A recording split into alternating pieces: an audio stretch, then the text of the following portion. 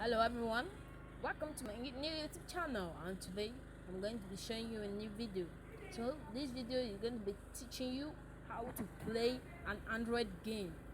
So if you don't have if you have not downloaded any game, if you just bought your phone newly and you have not installed or downloaded any game, so this video will be helpful to you. So this video, the game does not need. So the first thing you do, go to your settings.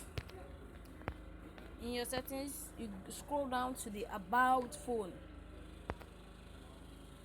So in the about phone, you go to your Android version, you triple click it.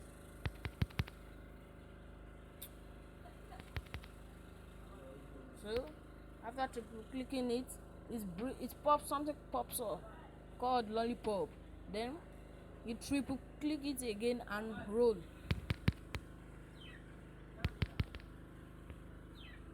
So you can see this that gone into. It's just a simple game, very simple. So how to play, we'll be tapping it. You make sure it passes the space in between the two lollipops. It's very hard to play, but